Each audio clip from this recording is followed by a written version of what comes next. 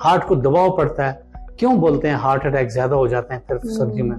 क्यों stroke attack ज्यादा होते हैं, ब्रेन अटैक ज्यादा होते हैं विंटर्स में? इसका तो बिल्कुल साइंटिफिक लॉजिक है, अंडरस्टैंडिंग है।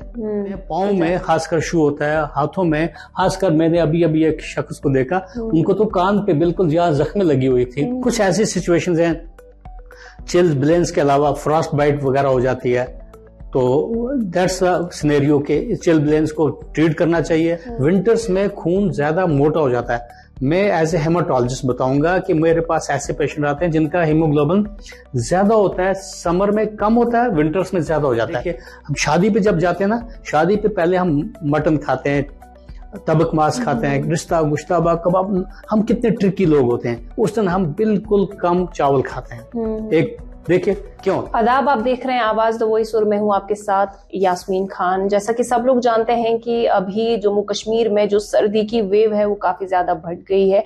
ऐसे में लोग जो है आए दिन काफी ज्यादा बीमार पड़ रहे हैं। तो आज हमारे साथ इस इंटरव्यू में हमें ज्वाइन किया है डॉक्टर जावेद इकबाल खान, जो एक प्रैक्टिसिंग हेमेटोलॉजिस्ट हैं और अभी खैबर हॉस्पिटल में पोस्टेड है। इनसे आज हम बात करेंगे और जानेंगे कि क्या डूज एंड डोंट्स है जो कश्मीर में रहने वाले लोगों को इस मौसम में फॉलो करने चाहिए। बहुत शुक्रिया डॉक्टर साहब हमें वक्त देने के लिए। वेलकम। बिल्कुल चिला कलान इसको बोलते हैं। विंटर्स में 21 दिसंबर जब सबसे छोटे दिन हो जाते हैं, वहीं से ये प्रॉब्लम स्टार्ट हो जाती है। विंटर्स जो होते हैं, चिला कलान स्टार्ट जब होता है, इंटेंस कोल्ड वेव्स होती हैं। आप रिसेंटली आपने नोट किया होगा -8.6 डिग्री टेम्परेचर भी हुआ। तो ये तो श्रीनगर का विसिनिटी में हुआ है, तो बाकी जगह पे तो इससे ज्यादा भी, करगिल लद्दाख में तो उनसे ज्यादा होंगे। तो आप अंडरस्टैंड करेंगे जितना माइनस टेम्परेचर जाएगा इतना उसके कॉन्सिक्वेंसेस क्या क्या हो जाएगी। तो शायद पहले मैं बताऊंगा, चिला कलान के 2-3 पार्ट्स होते हैं, के बी। इसमें चिला कलान, चिला खुर्द और चिला बच्चा। जब चिला बच्चा आता है उस मकर रिकवरी हो जाती है। सो यहाँ से हमें विंटर्स में प्रिपेयर्डनेस करनी पड़ती है, चाहिए। गर्मियों में पहले लोग सूखा साग सब्जियां वगैरह विंटर के लिए रखते थे, अब फैसिलिटीज हैं, अब फ्रेश चीजें अब मिल जाती हैं, तो लोग मेंटली प्रिपेयर होके चिला कलान के लिए तैयारियां करते थे। अब इंटेंस सर्दियां जब आ जाती हैं, कोई मेंटली प्रिपेयर नहीं होता है, हम लोगों को कोई गाइडलाइंस नहीं होती है। आपके थ्रू ये चीजें ज्यादा अवेयरनेस होती जाएंगी मुझे लगता है। तो विद द रिजल्ट, जब बोलते हैं save something for rainy days, जब डिफिकल्ट टाइम आएगा तो तभी ये चीजें काम आएंगी। जी, तो डॉक्टर साहब, I would like to begin with the most trending topic जो सोशल मीडिया पे है। बहुत लोग पोस्ट करते हैं आए दिन, इवन ये मैंने खुद भी एक्सपीरियंस किया है कि विंटर्स में जब भी हम आयरन की किसी चीज को, किसी मेटल को टच करते हैं तो एक शॉक लगता है, एक करंट सा जनरेट होता है।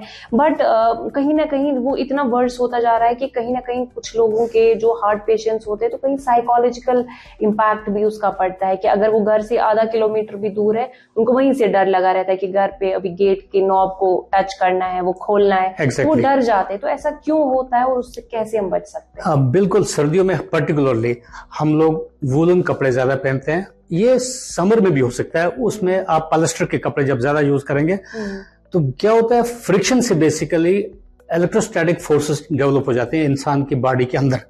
ये वो है, यानी कि आप अगर टच भी करेंगे इसमें बिल्कुल पावर जैसा जनरेट हो जाता है फ्रिक्शन से खासकर।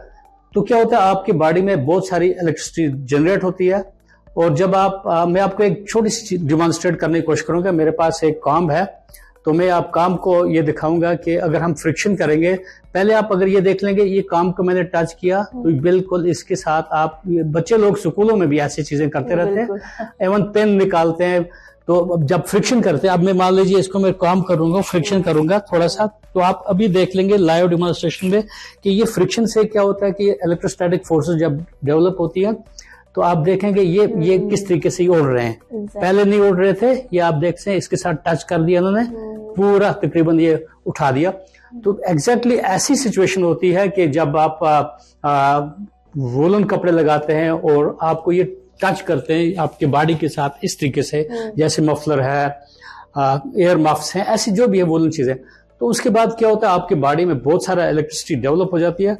और जब आप लगाएंगे हाथ किसी दरवाजे के नॉब को लगाएंगे तो पूरा पावर, पूरा फोर्स उसमें चला जाता है, वहां पे आपको शॉक लगेगी। तो इंटेंशन यह है कि आपको वो शॉक कैसे बचाने की कोशिश करनी है। नंबर 1, पहले आप कुछ प्लास्टिक की चीजों को टच करेंगे। मैं आपको एक एपिसोड बताऊंगा कि ऐसा एक्सीडेंट हुआ है, एक शख्स वूलन के ऊपर चल रहा था, चलते चलते उसमें इस तरीके से फ्रिक्शन के बाद वो उसका पांव प्लास्टर पे पड़ गया, तो एकदम ट्रक में भी आग लगी, वो आदमी भी जल के खाक हो गया। सो इसमें थोड़ा सा तदबीर करने, डरने की बात नहीं है, मेजर बाकी चीजें नहीं होती, ये एपिसोड रेयर हुआ है। तो आपको जब नाभ को टच करने से पहले आपको लकड़ी को टच करना है या आप किसी प्लास्टिक को टच करना है। सिमिलरली आप समर में भी ऐसी चीजें होंगी, तो कई लोग दरवाजा खोलते हैं गाड़ी का, खिड़की जब खोलते हैं तो करंट लगती है, डर लगता है, वो सोचते हैं हार्ट अटैक हो गया। ऐसे भी आज एक इंसान तो बहुत कमजोर चीज है, अल्लाह ताला ने ऐसे ही इसको मखलूक को बनाया है, उधर से हजारों किस्म की स्ट्रेसेस होती हैं। अब देखिए ना, चिल्ला कलान से आपने स्टार्ट किया, तो उसमें विंटर में हमें चिल्ला कलान के अलावा ये चीजें भी फेस करनी पड़ती हैं भाई, करंट लग जाती है। ऐसे भी मैंने लोग देखे हैं, वो डर के आए, उन्होंने बोला। उसके अलावा विंटर में पर्टिकुलरली आप चाहते हैं कि आपको करंट कम लगे, तो आप इंटेंशनली क्या करोगे, हाइड्रेशन ज्यादा करोगे। डिहाइड्रेशन वाले जिन लोगों को पानी की मकदार बॉडी में कम होगी, उनको बिल्कुल करंट ज्यादा लगेगी, आजमा लेना आप। तो दैट्स वाई गर्मियां हो या सर्दियां हो, पानी की मकदार ज्यादा लेनी है। कुछ मल्टीविटामिन्स वगैरह भी इसमें लेने का जरूरत होता है जी।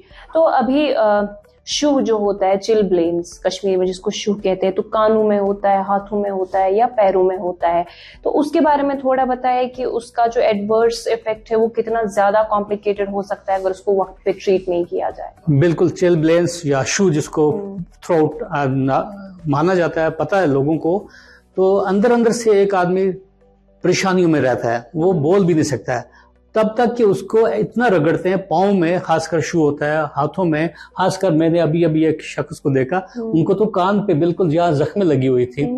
तो एग्जैक्टली क्यों ये होती है, क्योंकि जब भी आप ठंड में निकलते हैं, माइनस टेम्परेचर पे चले जाते हैं, तो वेजो कंस्ट्रिक्शन एक कंडीशन हो जाती है, यानी कि ब्लड फ्लो जो है पेरिफेरल पार्ट ऑफ बॉडी जो है उसमें कम हो जाता है। Sorry, peripheral part of body में ब्लड फ्लो कम हो जाता है, तो वहां पे वेनोस्टेसिस हो जाता है, खून का दौरा कम जब हो जाता है, तो वहां पे इचिंग स्टार्ट हो जाती है, ब्लीडिंग तक हो जाती है, एवन ऐसा चिलब्लेन्स के बाद एवन एम्पुटेशन तक होने के चांसेस हैं। कुछ ऐसी सिचुएशंस हैं, चिलब्लेन्स के अलावा फ्रॉस्ट बाइट वगैरह हो जाती है, तो दैट्स सिनेरियो के चिलब्लेन्स को ट्रीट करना चाहिए। जल्दी इसका एक तो आपको कुछ प्रिकॉशंस भी करना है। कुछ मेडिसिन हैं जिसमें हम पेरिफेरल वेजोडायलेटर्स बोलते हैं उसको, वो मेडिसिन अवेलेबल है, तो ताकि आपका जो blood flow in peripheral venules में या आर्टरीज में जब जाएगा तो आपको ये कम हो जाएंगे। पर्टिकुलरली चिलब्लेन्स इवनिंग टाइम पे ज्यादा होंगे। अगर मॉर्निंग पे आपको एक्सपोजर होता है, शाम तक आप देखेंगे रेडनेस हुई होती है, नाक पर रेडनेस हुई होती है, चीक्स पर रेडनेस होती है, हाथों में, खासकर पाँव पे।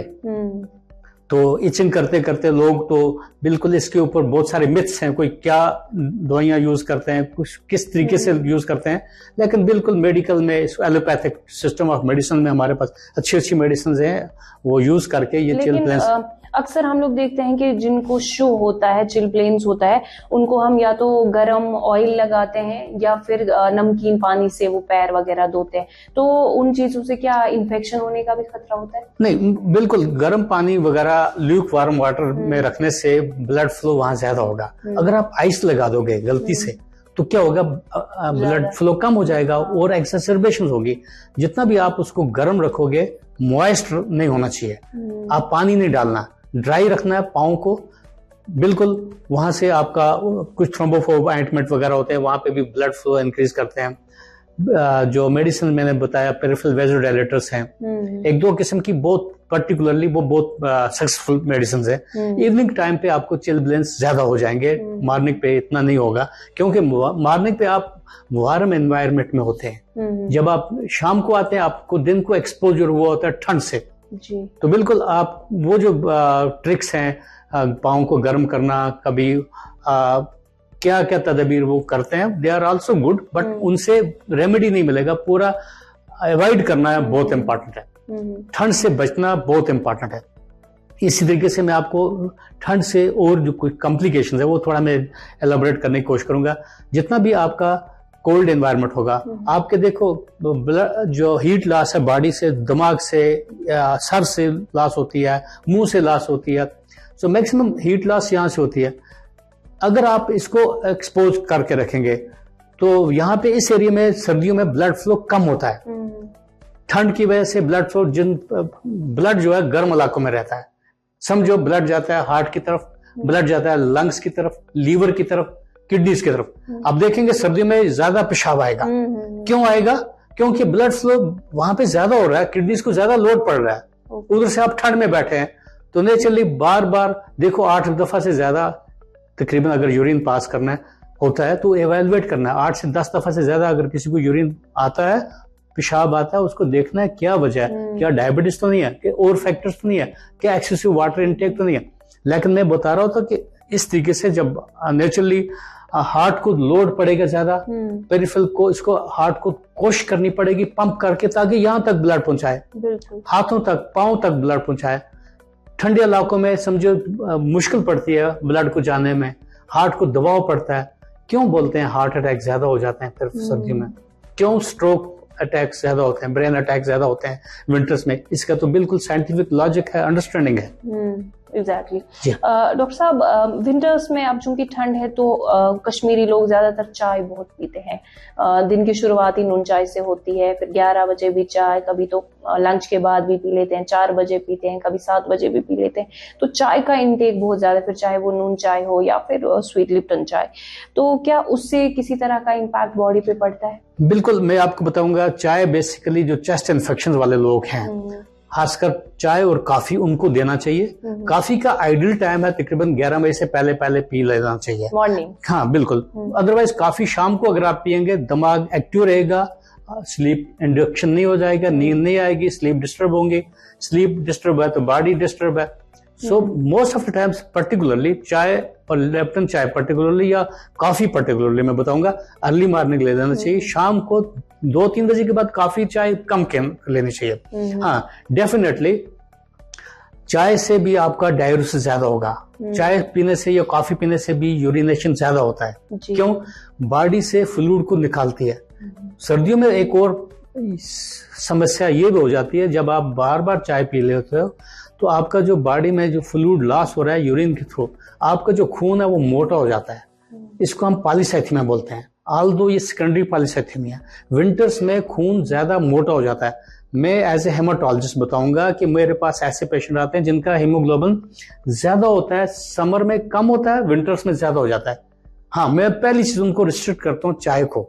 अगर आप चाय ज्यादा पियेंगे तो उससे आपका यूरिनेशन ज्यादा होगा, आपका हीमो कंसंट्रेशन होगा, खून थिक हो जाएगा, उससे भी थ्रोम्बोसिस, समझो आपकी रगों में ब्लॉक आ सकता है। हार्ट अटैक का एक और कारण एक्सेसिव टी कंजप्शन भी इसका अंडरस्टैंड करके रखना है। ये इग्नोर नहीं करना है, इसके ऊपर स्टडीज करते रहना चाहिए, अंडरस्टैंड करना चाहिए।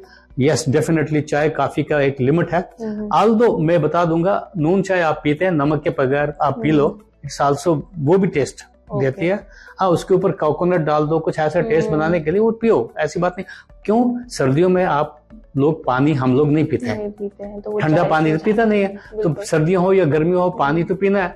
अब अगर कोई लोग चाय ही पीते हैं तो हमें टोटली उसको स्टॉप नहीं कर लेना चाहिए। भाई आप चाय भी मत पियो, ना पियो, लेकिन ना तो शुगर डालो। आपको सर्दियों में एक आप रूम में बैठे हो, आराम में बैठे हो, बिल्कुल आपका वर्क लोड है नहीं इतना, रिलैक्स, आपको कैलोरी ज्यादा मिल रही है, सो कैलोरीज आप कम ले लो। आप हनी वगैरह थोड़ा सा डाल से ले सकते हो, या शुगर्स वगैरह पर्टिकुलरली कम लेना चाहिए। ऐसे कैलोरीज को कम लेना चाहिए ताकि आपका बैलेंस बॉडी में ना रहे। आपको ओबेसिटी, फैटी लिवर, आप देखेंगे कि ये चीजें ज्यादा विंटर में होती हैं। समर में you are able to walk, आप उठते हैं, चलते हैं, दौड़ते हैं, एनवायरनमेंट को देखते नहीं है। लेकिन विंटर में कॉशियसली हमें बाहर निकलना पड़ता है। क्या हमने एयर मफ लगाए हैं, क्या हमने मफलर लगा दिया है, क्या स्वेटर्स वह हैं, क्या हमने सॉक्स लगाए हैं, क्या शू को बचने के लिए। जी। तो अभी विंटर्स में बॉडी को गर्म रखने के लिए ज्यादातर कश्मीरी जो है मटन बहुत कंज्यूम करते हैं, फिर शायद मतलब हरिसा हो वो, या फिर ऐसी चीजें जिनकी तासीर गर्म होती है, जिसमें राजमा दाल जो है वो बहुत ज्यादा कंज्यूम वाइडली की जाती है। क्या इसका कोई असर होता है? बॉडी पे या हेल्थ पे? डेफिनेटली मैं बताऊंगा। आप रिसेंट स्टडीज ऐसे देखी गई है कि कार्बोहाइड्रेट्स कम ले लो। हम लोग सबसे ज्यादा चावल ज्यादा खाते हैं। अब देखिए, जब हम मान ली डिनर करते हैं, एक तो हम लेट करते हैं, लेट नहीं करना चाहिए, अर्ली डिनर करना चाहिए। अब देखिए, हम शादी पे जब जाते हैं ना, शादी पे पहले हम मटन खाते हैं, तबक मांस खाते हैं, रिश्ता गुश्ताबा कबाब। हम कितने ट्रिकी लोग होते हैं। उस दिन हम बिल्कुल कम चावल खाते हैं। एक देखिए क्यों, हाँ पचना चाहिए, हाँ पचना भी चाहिए। हाँ, चावल जो है वही प्रॉब्लम करता है, वही ओबेसिटी करता है, वही फैटी लिवर करता है। यानी कि कार्बोहाइड्रेट्स को हमें कम करना है। आपने जो बताया मटन खाते हैं या हरीसा, मैं इसके फेवर में हूँ। हरीसा खा लेना चाहिए बिल्कुल एक लिमिट्स में, जितना एक सूटेबल एक आदमी के लिए एक कप वगैरह जैसे है। चूंकि बॉडी में इसकी जरूरत है प्रोटीन्स की, 20% तो प्रोटीन्स होनी चाहिए। अब रिसेंट गाइडलाइंस है भाई, प्रोटीन्स आप थोड़ा ज्यादा ले लो, कार्बोहाइड्रेट्स कम कर लो, फैट्स ज्यादा ले लो। ये मिथ्स, ये चेंजिंग होती रहती हैं, ये चीजें चेंज हो रही हैं। कुछ चीजों के ऊपर साइंटिफिक नहीं था। पहले बोला था कार्बोहाइड्रेट्स ज्यादा ले लो, 40% कार्बोहाइड्रेट्स ले लो, 40 to 50%। अब रिसेंटली वो बोलते हैं किसी डॉक्टर ने बोल दिया, किसी साइंटिस्ट ने बोल दिया, लेकिन हम लोगों ने इनके ऊपर पूरा स्टडीज नहीं की। We need lot of studies on these issues. Basically fats अब 20% लेना चाहिए। नहीं, फैट्स जो है 40 to 60% ले सकते हो। हरीसा फैट्स में बनता है। ओके। इस तरीके से जो प्रोटीन्स है 20% होने चाहिए, कार्बोहाइड्रेट्स भी 20%। तो विंटर आपका बहुत अच्छा गुजरेगा, आपका ओबेसिटी नहीं होगा, फैटी लीवर नहीं होगा, फीमेल्स में पीसीओडी नहीं होगा। हाँ, मैं तो उनको बता दूंगा बीच में, ये एडिशनल चीज में बताऊंगा बच्चों के लिए कि हाँ, ये जो खाते हैं ना जंक फूड्स वगैरह, उससे तो बहुत अच्छा है हरीसा खाओ। उससे बहुत अच्छा आप कोकोनट खाया करो। कोकोनट में प्रोटीन्स है, कोकोनट में ग्लूकोज नहीं बनता है। उससे बेहतर है आप बादाम खाओ, गिरी खाओ, अखरोट खाओ, आप ग्राउंड नट, इट्स वंडरफुल। और खासकर फ्रूट्स है, तकरीबन ड्राई फ्रूट्स इवनिंग टाइम पे खाओ। आपको क्रेविंग हो रही है, आप फ्रूट्स खाया करो, ड्राई फ्रूट्स खाया करो। एवं मैं जो अपने व्यू पॉइंट से मैं बताऊंगा, जब हम सेब खाते हैं, सेब में भी ग्लूकोज है और फ्रक्टोज है, लेकिन जो ड्राई फ्रूट्स हैं उनमें इतना नहीं है, वो स्लो एब्जॉर्ब होते हैं, उनमें ग्लाइसेमिक इंडेक्स भी कम है। तो विंटर को अच्छा गुजारने के लिए इन ट्रिक्स का अगर हम यूटिलाइज करेंगे तो मुझे लगता है ये बहुत अच्छी चीजें हैं। जी, तो थोड़ा ये भी बता दीजिए कि अब चूंकि विंटर्स है तो हम लोग इलेक्ट्रिक ब्लैंकेट यूज करते हैं या हमाम होते हैं, कांगड़ी बॉटल, तो ऑन एन एवरेज मतलब क्या टेम्परेचर, नॉर्मल टेम्परेचर क्या रखना चाहिए हमें? बिल्कुल, सबको मालूम होना चाहिए कि एक रूम टेम्परेचर जो है, अगर कहीं जहाँ पे डिलीवरी रूम है हॉस्पिटल में, तकरीबन 30 डिग्री सेंटीग्रेड होना चाहिए। अगर कहीं न्यूनेट है, छोटा बच्चा है, वो तो बोल नहीं सकता, अब डिहाइड्रेशन हो जाएगा, ज्यादा ओवर हीट हो जाएगा, उसमें तकरीबन 20 डिग्री से लेकर 25 तक होना चाहिए। आइडियल रूम टेम्परेचर तकरीबन 16 से 24 होना चाहिए, बल्कि 22 से 24 होना चाहिए।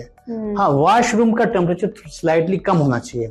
एवन आप देखो स्ट्रोक्स जो है वॉशरूम में हो जाते हैं। गर्म कमरे में से निकला, वहां पे अच्छा एनवायरनमेंट था, वॉशरूम में गया, वहां टेम्परेचर बहुत डाउन था, सडनली बॉडी कंपनसेट नहीं कर सकती है ठंड से, blood flow to different parts of body, peripheral parts of body कम हो जाएंगे। तो वो इंपॉर्टेंट है कि हाँ, टेम्परेचर को maintenance, this is very wonderful कि हम लोगों को एक आइडियल टेम्परेचर मेंटेन करना है। हमाम का टेम्परेचर कभी इतना ज्यादा हो जाएगा, आप बैठे बैठे वहां बर्न्स हो जाते हैं। आपको इतना एडजस्ट करना है, अगर एसी भी है तो आपको टेम्परेचर वो एंगल से मॉनिटर करना है। हाँ, पर्टिकुलरली इन एडिशन में बताऊंगा गैस हीटर्स का। अब रिसेंटली जो गैस हीटर्स है मैंने देखे, मैं बहुत खुश हुआ उनको, वो टेक्नोलॉजी उन्होंने जो डेवलप की है। हम लोगों को कार्बन मोनोऑक्साइड जो डिटेक्टर्स है ना, इनका कंसेप्ट ही नहीं है, मालूम ही नहीं है। दैट्स व्हाई डेथ्स हो जाती हैं। कार्बन मोनोऑक्साइड पॉइजनिंग विंटर्स में ही देखी जाती है। तो क्या है कि वो कार्बन मोनोऑक्साइड डिटेक्टर्स होने चाहिए, वो है नहीं। हमारे जो नए टाइप के जो गैस हीटर्स हैं, तो उनमें क्या है, कार्बन मोनोऑक्साइड डिटेक्टर्स हैं, वो ऑटोमेटिकली बंद हो जाते हैं। अगर जो ही टेम्परेचर आपका रूम का 28 से ऊपर जाता है, मैंने नोट किया, मैंने खुद इसके ऊपर स्टडी की, 30 तक जाएगा तो ऑटोमेटिकली आप उनको जलाएंगे, वो जलेंगे नहीं। सो आपका वो इम्पॉर्टेंट है, कार्बन मोनोऑक्साइड डिटेक्टर्स होने चाहिए घरों में, टेम्परेचर मॉनिटर्स होने चाहिए।